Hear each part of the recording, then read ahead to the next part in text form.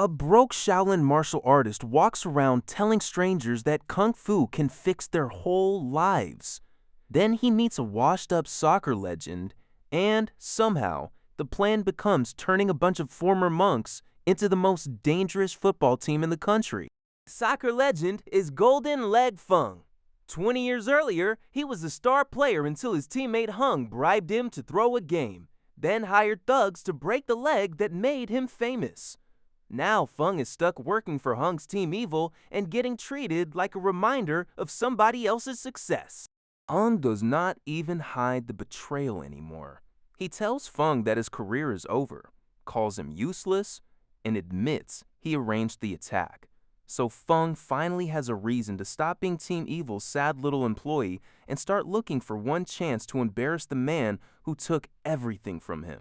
Meanwhile, Sing is a Shaolin disciple with exactly one mission: make ordinary people appreciate Shaolin Kung Fu again.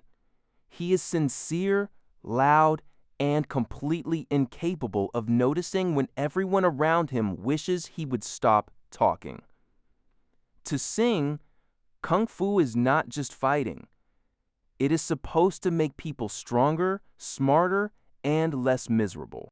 Sing also meets Mui, a shy baker who uses Tai Chi so delicately that it makes her steamed buns perfect. He sees a real martial artist hiding behind her work and immediately treats her like a genius. Mui mostly treats him like a broke customer who still owes her money, which is fair. Sing tries his first big idea on his oldest brother, the former Ironhead. The idea is singing and dancing about Shaolin Kung Fu. It goes so badly that the audience basically hears a cat being strangled, and the brother gets in trouble at work. Sing has the belief, but he clearly does not have a workable business plan yet. Then Sing gets cornered by a group of local tough guys. He refuses to turn the whole thing into a fight because he promised his master he would not use Kung Fu that way.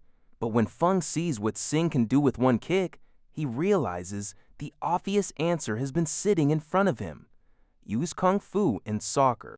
For Sing, that idea is perfect. Soccer gives Shaolin Kung Fu a giant audience. For Feng, it gives his broken career one more shot at meaning something. Sing has the kick. Feng knows the game. Neither man has money, players, or even a decent pair of shoes. But that has never stopped either of them from making a plan. Feng agrees to coach, but he's not pretending Sing can just blast every ball through a wall and call it tactics. Sing's leg is powerful and uncontrolled. Feng makes him practice precision with an egg, because if he cannot touch a tiny target without destroying it, he is not ready to play with other people. The harder part is finding a team. Sing tracks down his old Shaolin brothers, and every one of them has drifted into a humiliating adult life. One is a nightclub singer, one is a stressed businessman, one is a dishwasher, and one has spent so long being mocked for his weight that he barely believes his old skills were ever real. They all reject the soccer plan at first. They do not know the game, they need their jobs, and they think using sacred Kung Fu for a tournament is ridiculous. More honestly, they are embarrassed. Every brother still remembers what he used to be, and none of them wants to test whether that person is gone for good. Feng solves that problem in the least gentle way possible. He sets up a rough practice match against a gang that thinks it is coming to beat up some weird soccer players. The brothers get pushed around, insulted, and humiliated until their old instincts finally wake up. That is when their Shaolin techniques come back. Once they start fighting back as a unit, everything changes. Ironhead can smash through pressure. Iron Shirt can take punishment. Hooking Leg, lightweight, and the others remember what their bodies can do. They beat the gang, thank Sing for bringing their Kung Fu back, and asked to join the team instead of waiting to be begged again. Now Feng is something he has not had in 20 years. A team worth coaching. The brothers still have to learn passing, dribbling, holding the ball, and shooting together. Their powers make the drills ridiculous, but Feng keeps repeating the important part. One player can make a highlight. A team has to move like one body. Feng takes them to register for the Super Cup tournament where the prize money is big enough to matter to everybody. That puts them directly in front of Hung again. Hung is now the chairman, Team Evil's coach, and apparently the kind of man who calls an open tournament open right up until somebody inconvenient asks to enter it. Hung lets them in because he thinks they are a joke. Fung understands the trap better than anyone, but he also knows a joke is exactly what his team needs to stop being. The name becomes Team Shaolin, and suddenly a group of men who were hiding their old lives have a public place to use those lives together. Back with Singh, Soccer's finally giving him a reason to face Mui without asking for another bun on credit. She repaired his shoes when nobody else cared, and he tells her that her Tai Chi skill and her kindness helped get him here. Mui wants something simpler. If he gets rich and famous, maybe buy her sneakers. Team Shaolin's first tournament match is not subtle. The crowd expects a collection of janitors and weirdos. Instead, the brothers score so fast that the game ends 40-0. Their kung fu is no longer a private memory or a failed stage act. It is now on television, and people finally see what Singh kept trying to explain. That win also changes Mui. She sees Singh's team on TV, shows up dressed the way she wants, and gets mocked by the brothers and her boss. Singh finally stops treating her confidence like a joke and backs her up. Mui stands up for herself, says she is Mui, and starts acting like the Tai Chi master Singh always knew was there. Singh and Mui are not suddenly a perfect romance. He likes her.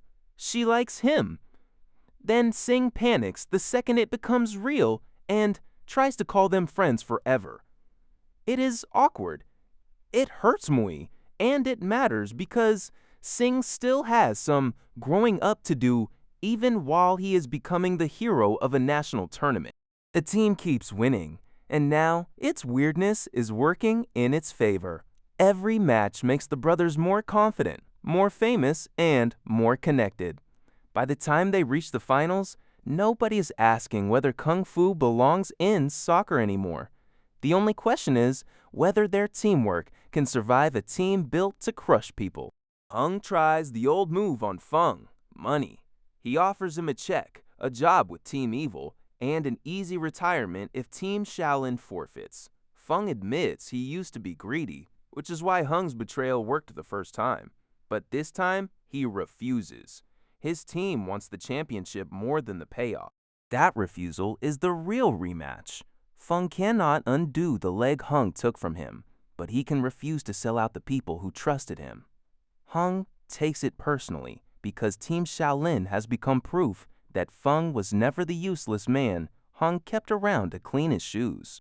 Team Evil is not just a talented opponent.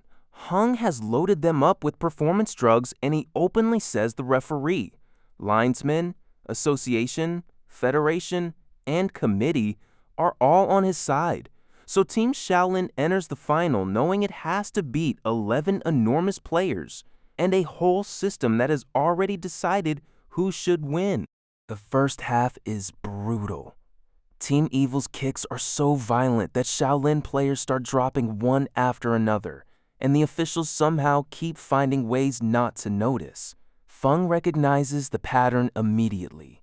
It is the same world that broke his leg. Hurt people, call it competition, and let the people in charge pretend nothing happened. At halftime, the brothers are exhausted, injured, and down to 8 players. They argue, panic, and almost give up. But this is where the movie earns the ridiculous premise. Nobody suddenly learns a new rule. They remember the rule they have been building all movie. Their strength only works when they pull together. They go back out and keep getting hurt, but they keep answering. The brothers use their old techniques to block killer kicks and keep the game alive long enough to make Team Evil work for every advantage. It is still absurd. It is also exactly what the movie promised. Kung Fu turned into a team sport instead of a solo stunt. Then Team Shaolin runs out of healthy players. The rules say it has to forfeit without a substitute, and that is when Mui arrives. She volunteers as goalkeeper. The same Shy Baker who spent most of the movie hiding behind her hair is now walking into the final against a drugged super team because she wants to help Singh. Match Tai Chi changes the balance of the match. She can redirect Team Evil's power instead of meeting it head-on, which is the kind of thing that sounds ridiculous until you remember this movie has already used an Iron Head as a striker, With Mui protecting the goal, Sing and the brothers finally have room to make one last attack. The last stretch turns every Shaolin skill into one answer to Team Evil's brute force. Team Shaolin holds together, breaks through, and wins the championship. Hung's players are exposed for drug use. Team Evil is suspended, and Hung goes to jail. Feng does not get his old leg back, but he gets something better, proof that Hung never owned the game. By the end, Sing has found the audience he wanted for Shaolin Kung Fu. Feng has finally beaten the man who ruined him without taking another bribe. The brothers have their identities back, and Mui is no longer waiting for permission to be visible. For a movie about soccer, that is a surprisingly clean group therapy session. Shaolin soccer works because it never acts embarrassed by its own nonsense. A football can become a fireball. A goalkeeper can redirect a cannon shot with Tai Chi. Fine. The movie establishes that world early, then keeps asking the more useful question. Can a group of people who gave up on themselves believe in each other long enough to win something together?